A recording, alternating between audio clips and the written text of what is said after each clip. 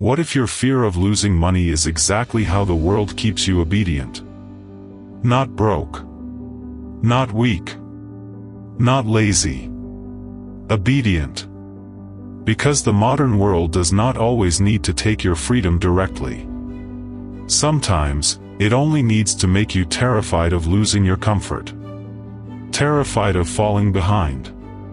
Terrified of being seen as unsuccessful. Terrified that one bad month, one medical bill, one job loss, one market crash, one mistake, will expose you. And that is where the trap begins. You can be earning well, paying your bills, putting money aside, checking the right boxes. You may have a decent job, a decent apartment, a phone full of budgeting apps, a credit score you protect like your reputation, and still feel uneasy every time you open your banking app. You refresh the numbers even when nothing has changed. You pause before buying something small. You tell yourself, "I'm just being responsible." But deep down, it is not always responsibility. Sometimes, it is fear wearing a clean shirt.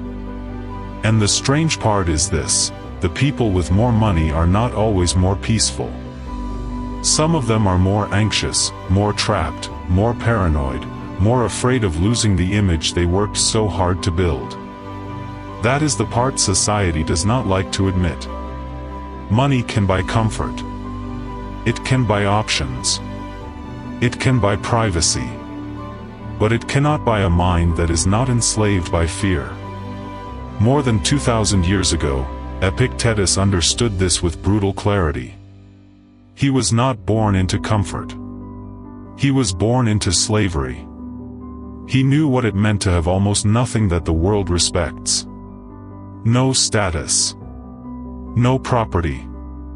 No external security. And yet, he became one of the clearest teachers of inner freedom the world has ever known. His message was simple, but not soft. You suffer because you keep trying to control what was never yours to control. You cannot control the economy. You cannot control inflation. You cannot control whether a company decides to cut costs. You cannot control the market. You cannot control every emergency. You cannot control how other people judge your income, your car, your home, or your lifestyle. But you can control your judgment. You can control your response. You can control your appetite. You can control whether money becomes your tool, or your master. In this video, we are going to break down 7 Stoic lessons from Epictetus that can help you stop worrying about money, not by pretending money does not matter, but by putting it back in its rightful place. And near the end, we will face one uncomfortable truth most people avoid. Your worst-case financial fear may not actually be death, hunger, or survival. It may be humiliation. It may be losing status. It may be living without applause. And once you see that clearly, money loses a great deal of its power over you. 1. Control the throw, not the dice. Most financial anxiety begins with a quiet mistake. We take responsibility for the outcome instead of taking responsibility for our actions. You work hard, save money, make plans, invest carefully, avoid reckless spending, and then something happens. The market drops. Your rent increases. A medical bill arrives. Your company announces layoffs. A client disappears. A family emergency takes money you thought you had secured. And suddenly, your mind says, "How could this happen? What did I do wrong? What if this gets worse? What if I never recover?" This is where Epictetus would stop you. Not with comfort. Not with empty positivity. But with discipline. He would ask, is this within your control? Not partially. Not emotionally. Not because you wish it were. Actually. Do you control the stock market? No. Do you control inflation? No. Do you control whether other people make decisions that affect your job? No. Do you control the timing of every emergency? No. Then why are you handing your peace to these things as if they belong to you? This is the Stoic dichotomy of control. Some things are yours. Some things are not. Your effort is yours. Your spending habits are yours. Your honesty is yours. Your discipline is yours. Your willingness to adapt is yours. Your ability to stay calm under pressure is yours. But your salary, your savings, your reputation, your property, and your financial outcomes are all partly exposed to chance, systems, timing, and other people's decisions. That does not mean you become careless. It means you stop worshipping outcomes. Think of it like sitting at a table with a pair of dice in your hand. Your job is to hold them properly, aim well, throw cleanly. But once the dice leave your hand, the result is no longer yours. A foolish person screams at the dice. A disciplined person studies the throw. This is how you must treat money. Work with care. Build skills. Save what you can. Avoid foolish debt. Read the contract. Protect your time. Increase your value. Do your part well. Then release the outcome. Because if the result becomes your identity, every financial setback becomes a personal attack. A bad month means, I am failing. A drop in savings means, I am unsafe. Someone else earning more means, I am behind. But these are not facts. These are impressions. These are mental stories your fear tells you when it wants control. Imagine checking your portfolio and seeing it drop by $5,000. The event is simple, the market moved. The suffering begins when your mind adds, I am ruined. I am stupid. I should have known. I am falling behind. Epictetus would tell you to separate the event from the judgment. The market dropped. That is outside your control. But panic selling? That is within your control. Cutting unnecessary spending for the month? That is within your control. Learning from your risk exposure? That is within your control. Returning to useful work instead of staring at a screen all day? That is within your control. This is real financial strength. Not the fantasy that nothing bad will happen, but the ability to remain useful, clear, and disciplined when something bad does happen. A society built on image wants you reactive. It wants you frightened. It wants you checking, comparing, spending, upgrading, proving. Because scared people are easy to sell to. Calm people are dangerous. A calm person cannot be manipulated as easily. They do not panic by status. They do not destroy themselves to impress people they do not respect. They do not confuse a temporary financial storm with the collapse of their soul. Real financial freedom is not having enough money to never feel uncertainty. Real financial freedom is reaching the point where uncertainty no longer owns your mind. 2. Treat property as a temporary loan. Modern society teaches ownership like a religion. My house. My car. My savings. My career. My lifestyle. My body. My image. My plan. And because we keep saying, mine, we slowly begin to believe these things are permanent. Then life touches them, and we call it betrayal. The house needs repairs. The car breaks down. The savings shrink. The job changes. The body ages. The market turns. the lifestyle becomes harder to maintain. And we say, I lost something. But Epictetus would say, no. It was returned. This is one of the most difficult Stoic ideas to accept, especially in a culture that measures people by what they own. Stoicism says you are not the final owner of anything external.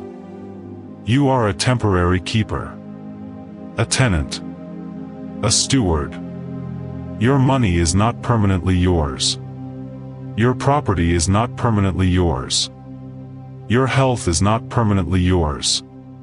Even your body is not permanently yours. You are given these things for a season. You use them. You care for them. You appreciate them. But you do not build your soul on the illusion that they cannot be taken back. This sounds harsh at first. But it is actually liberating. Because if you believe money is permanently yours, you live with what Epictetus would call thief fear. The fear that someone will take what belongs to you. The government. The market. A recession. A hospital. A bad decision. A dishonest person. A family emergency. A company you trusted. A partner who leaves. A system that changes the rules after you played by them. You become the guard of a castle built on sand. Always watching. Always calculating. Always suspicious. Always tense. And society profits from that tension. It sells you insurance for every fear, upgrades for every insecurity, status symbols for every wound, and financial advice that often makes you feel more behind than before.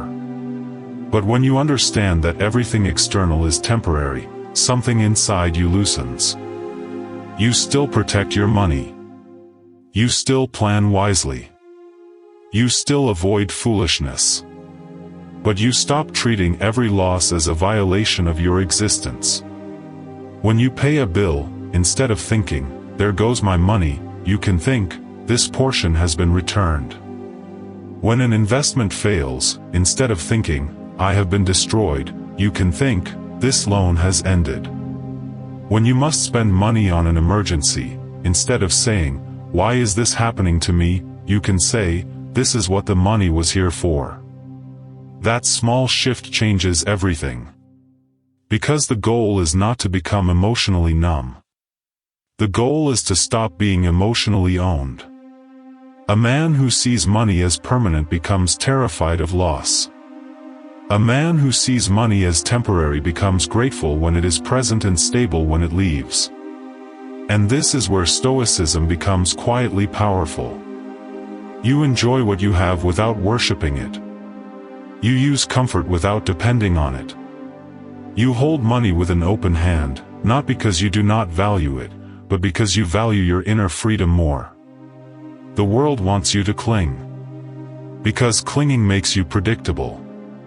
If they know what you cannot lose, they know exactly how to control you. But when you stop confusing possession with identity, you become harder to threaten. You can lose money and still keep your judgment. You can lose status and still keep your dignity. You can lose comfort and still keep your direction. That is not weakness. That is sovereignty. 3. Calculate the price of your peace. There is a kind of financial pain that happens once. And there is a kind of financial pain we repeat for days, weeks, even years. The first pain is the actual loss. The second pain is the mental punishment we add afterward. You lose money on a mistake. That is one hit.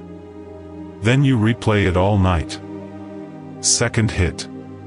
You check the account again. Third hit. You imagine what you could have bought. Fourth hit. You blame yourself. Fifth hit. You become short with your family. Sixth hit. You lose focus at work. Seventh hit. You let one financial event colonize your entire emotional life. That is how a single loss becomes a prison. Epictetus would tell you, do not take the second hit. Not because money does not matter, but because your peace matters more. This is where most people make a terrible trade without realizing it. They lose $500 and then pay 3 days of mental torture on top of it. They lose $1,000 and then hand over their sleep, their focus, their patience, and their presence. They turn a financial loss into a spiritual tax. Ask yourself honestly, how much of your peace are you willing to sell for the amount you lost? If you lose $200, is it worth losing the entire evening? If you lose $2,000, is it worth becoming bitter for a week? If the market drops, is it worth abandoning your character?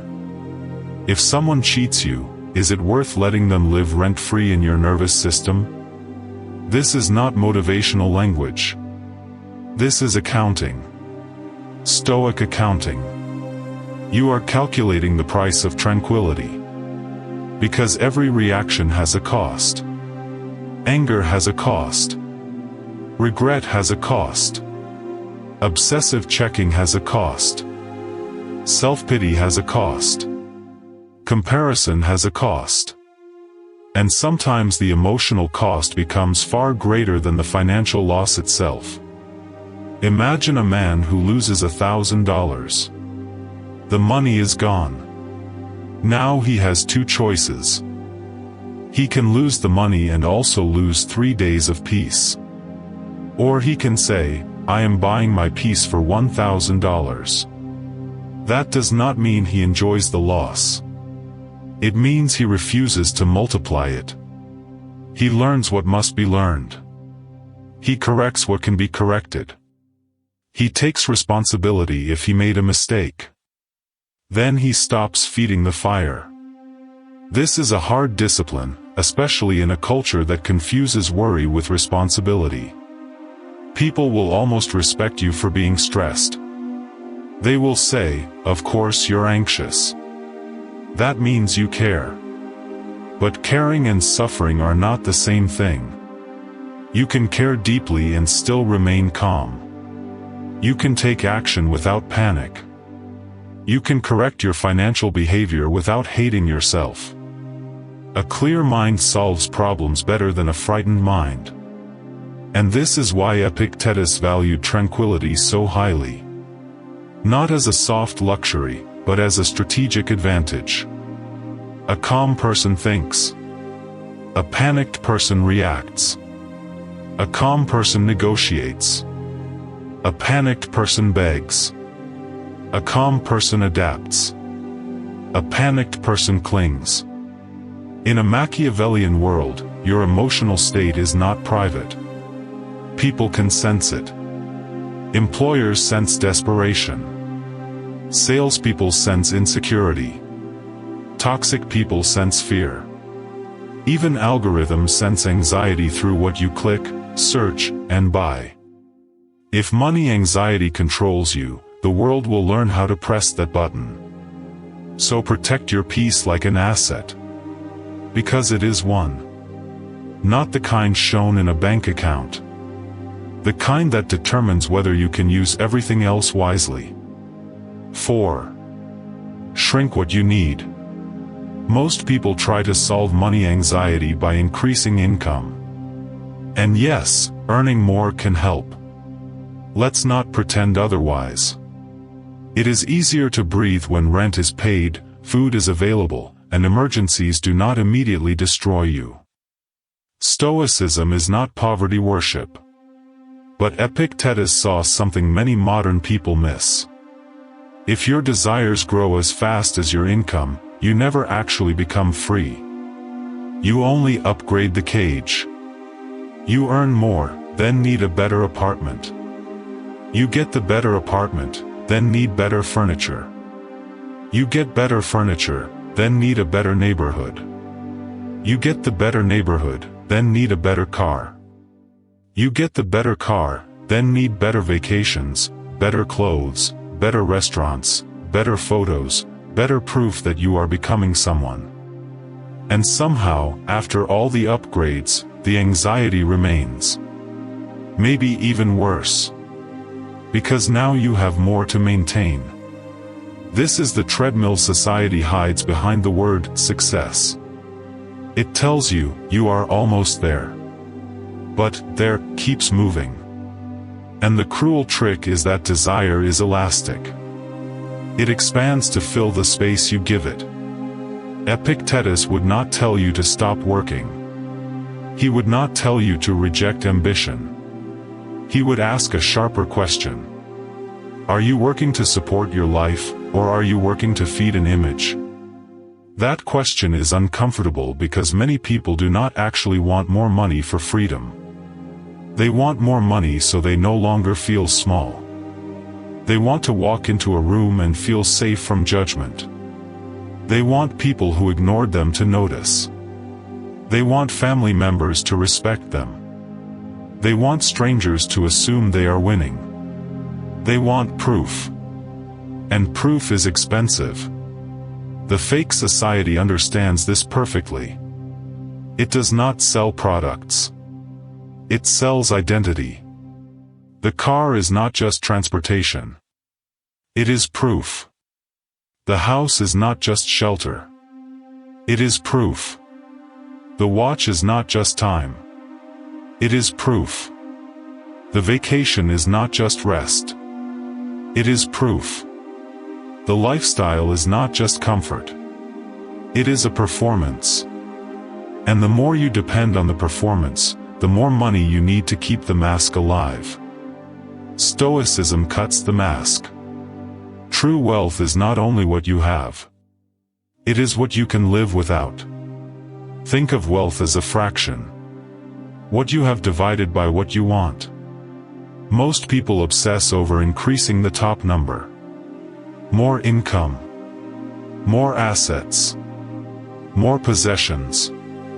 More recognition. But Epictetus would tell you to look at the bottom number. What do you require in order to feel okay? If the denominator is endless, no amount will satisfy you. But if you shrink what you need, your freedom grows immediately. When you no longer need a luxury car to feel successful, the car loses power over you. When you no longer need a certain zip code to feel worthy, the neighborhood loses power over you. When you no longer need strangers to admire your lifestyle, strangers lose power over you. This is not about living small. It is about living unowned. There is a difference. You can still build wealth. You can still enjoy good things. You can still create a better life for your family. But you do not let comfort become a leash. Ask yourself, what am I calling a need that is really just fear? What am I buying to avoid feeling behind? What expense exists mainly because I want to be seen a certain way? What part of my lifestyle would collapse if nobody were watching? These questions are not meant to shame you. They are meant to return you to yourself. Because the moment you need less applause, less validation, less status, and less comparison, your financial anxiety begins to weaken. You stop chasing every symbol. You stop reacting to every trend. You stop letting other people's lives become instructions for your own. And that is when money becomes clean again. Not a god. Not a judge. Not a costume. A tool. 5. Money is useful, but it is not good. Stoicism divides life into 3 categories. The good, the bad, and the indifferent. For Epictetus, the only true good is virtue, your character, your reason, your integrity, your ability to act rightly.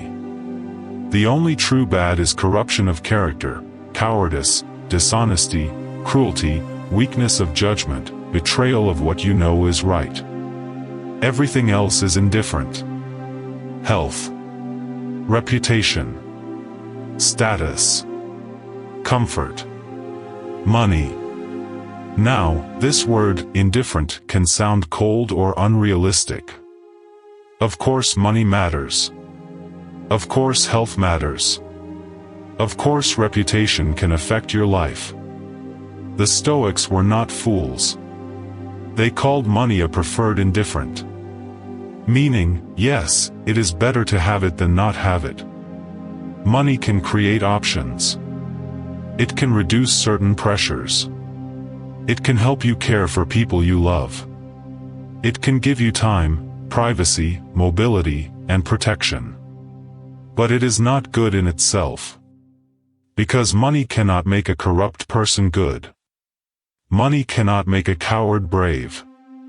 Money cannot make an empty person whole. Money cannot make a dishonest person honorable. Money only amplifies the person who holds it. This is why some wealthy people become generous and grounded, while others become paranoid, arrogant, and spiritually dead. The money did not create the character. It revealed it. And this matters because most money anxiety comes from confusing financial condition with personal worth. You lose income and think, my life is going badly. You fall behind and think, I am failing. Someone else earns more and you think, they are above me. You struggle financially and think, I am less valuable. But Epictetus would tear that illusion apart.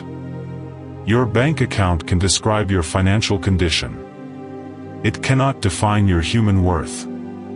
Your income can affect your options. It cannot measure your character.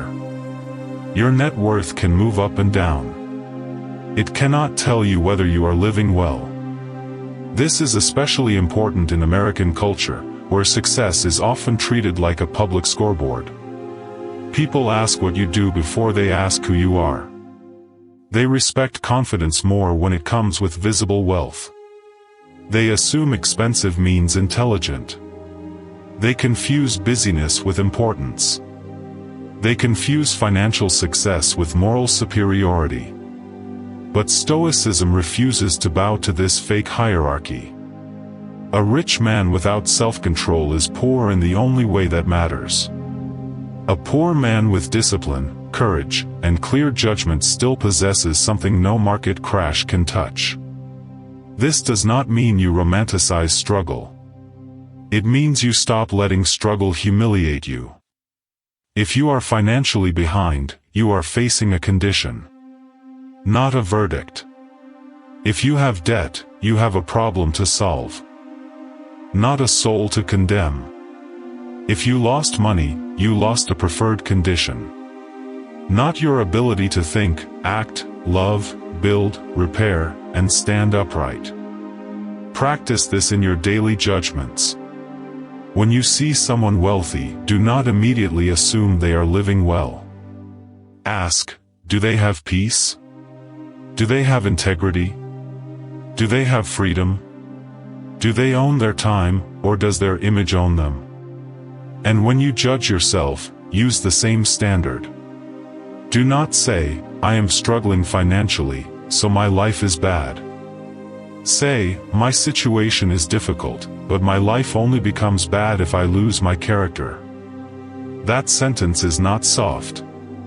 It is a weapon. Because once you stop identifying with your financial condition, the world loses one of its favorite methods of control. It can pressure you. It can tempt you. It can embarrass you. But it cannot define you unless you agree. 6. Look directly at the worst case. Most people say they are afraid of losing money. But if you look deeper, they are often afraid of something else. They are afraid of losing status. They are afraid of moving backward. They are afraid of being seen differently. They are afraid of telling their children no. They are afraid of leaving the nice apartment. They are afraid of taking the bus again. They are afraid of friends noticing the lifestyle changed. They are afraid of becoming ordinary.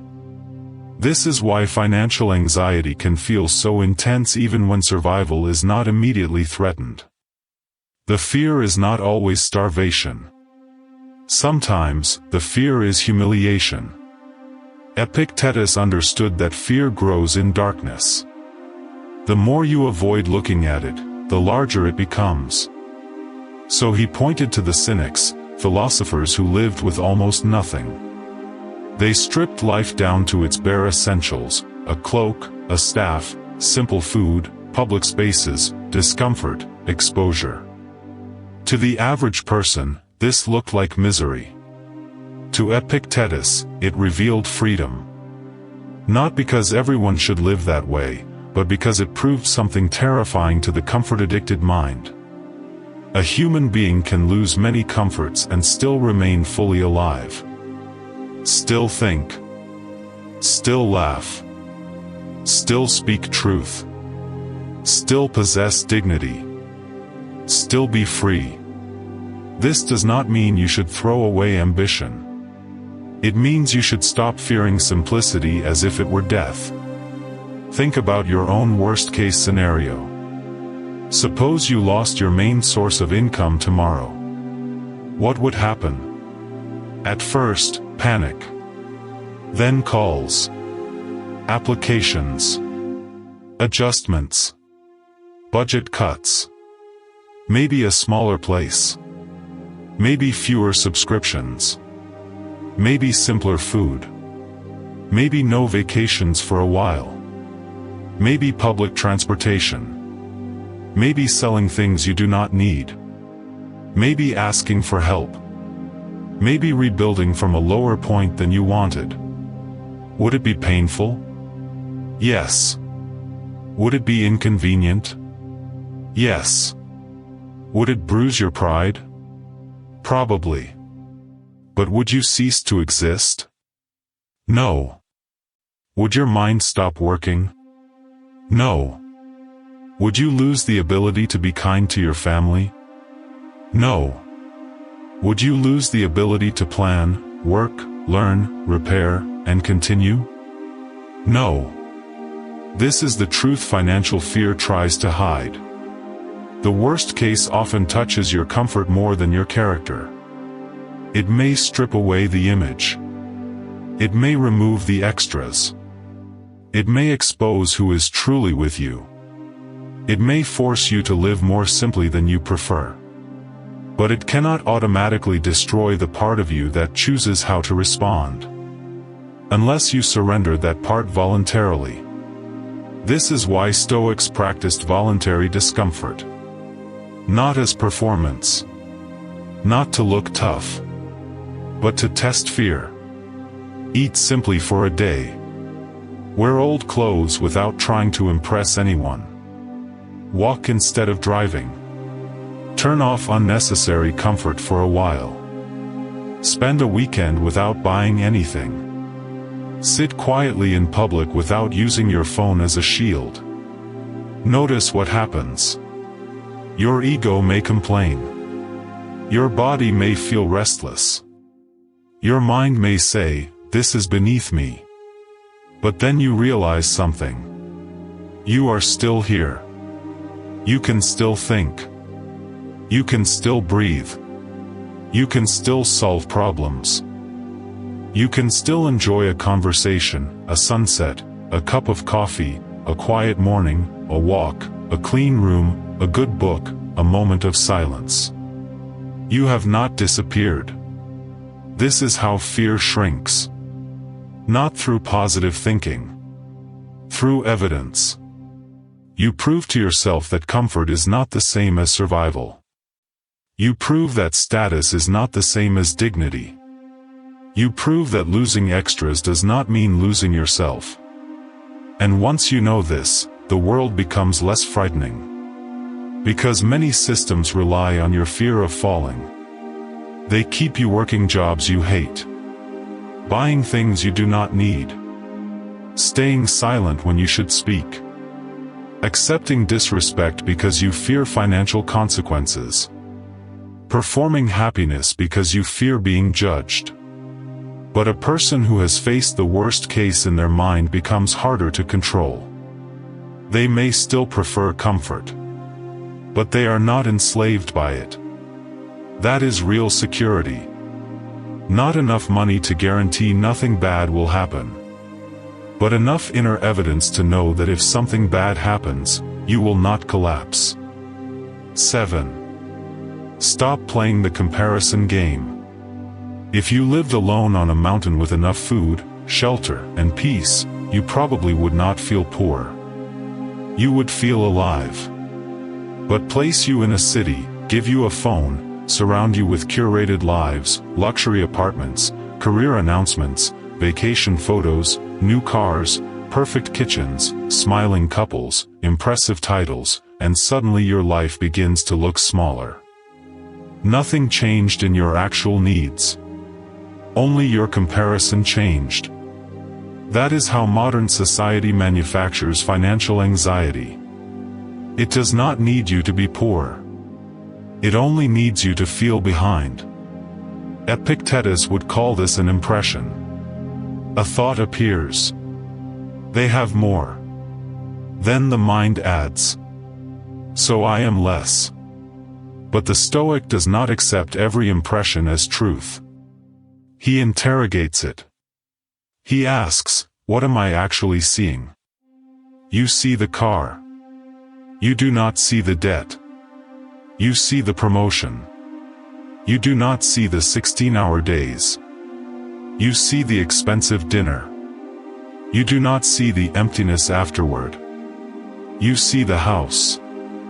You do not see the marriage under pressure inside it. You see the lifestyle.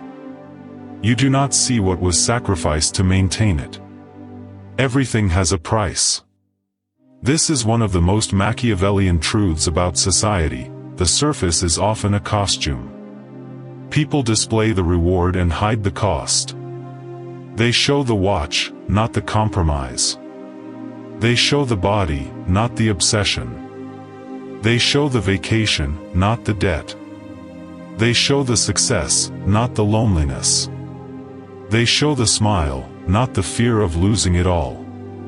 So before you envy someone, ask what they paid. Would you work their hours? Would you carry their pressure? Would you flatter the people they flatter? Would you betray the values they betrayed? Would you give up the evenings they gave up? Would you trade your health, your peace, your time, or your integrity for their result? If the answer is no, then stop envying the result. You cannot refuse the price and resent not having the product. That is not wisdom. That is emotional laziness. But if you can see clearly, comparison becomes less poisonous. You stop saying, they have what I lack. You start saying, they chose a trade I may not be willing to make. This does not make you superior. It makes you sober. And sobriety is rare in a society drunk on appearances. The goal is not to judge everyone with money.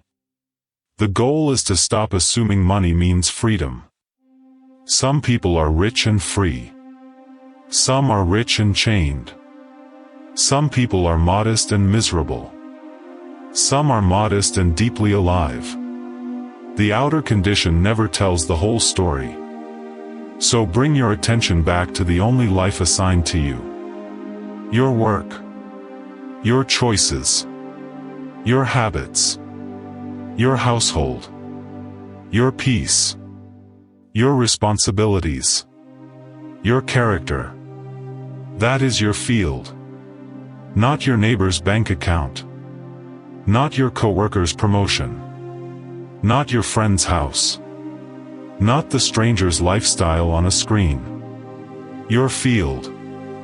The comparison game is unwinnable because there will always be someone above you in some visible category. More money. Better body. Bigger house. Higher title. Younger success. Older wealth. Cleaner image. But the Stoic does not play games designed to steal the present moment. He asks a better question. Am I becoming more disciplined? Am I becoming more honest? Am I becoming less controlled by fear? Am I building a life that fits my values, not someone else's performance? Am I able to enjoy what I have without being poisoned by what I do not? That is the game worth playing. Because when you stop measuring your life by other people's symbols, your money becomes quieter. It no longer has to prove your worth. It only has to serve your life. The real cure for money anxiety. So let's bring this together. Epictetus does not tell you to ignore money. He tells you to stop surrendering your soul to it. First, control the throw, not the dice. Do your part. Work well. Save wisely. Stay disciplined. But do not confuse outcomes with identity.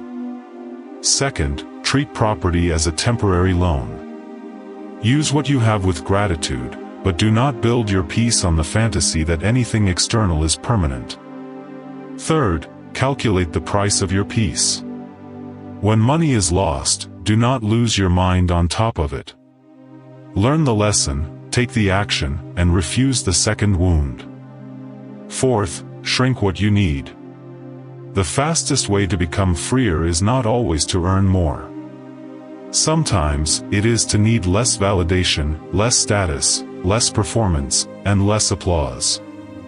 Fifth, remember that money is a preferred indifferent. Useful, yes. Powerful, yes. Convenient, yes. But not good in itself. It cannot make you honorable, calm, courageous, or whole. Sixth, look directly at the worst case. Much of what you fear is not death. It is discomfort, simplicity, and humiliation. Face it honestly, and fear loses size. Seventh, refuse the comparison game. Do not envy the result until you know the price. Do not trade your peace for someone else's costume. And maybe this is the most important point. Money anxiety is rarely just about money. It is about control. It is about identity. It is about shame. It is about the fear of becoming invisible in a society that respects appearances more than character. But Stoicism brings you back to the one place where freedom can still begin. Your judgment. Your choices. Your discipline. Your inner posture toward life. You may not control the economy. You may not control the market. You may not control what other people think of your lifestyle. But you can control whether fear becomes your master. You can control whether comparison steals your peace. You can control whether money remains a tool, or becomes the god you quietly obey. And when you reach that point, something changes. You still work. You still build. You still protect your family. You still pursue better conditions. But you no longer move like a frightened person. You move like someone who understands the game. Someone who can use money without worshiping it. Lose comfort without losing himself. Face uncertainty without becoming small. That is the kind of freedom Epictetus was pointing toward. Not the freedom of having everything. The freedom of needing nothing to prove who you are. If this message made you think differently about money, fear, or the way society quietly controls people through status, write this in the comments. Money is a tool, not my master. And if you want more Stoic lessons sharpened with the darker truths of human nature, stay with Stoic Craft. Because the world will always try to sell you a new cage. The disciplined mind learns how to walk out.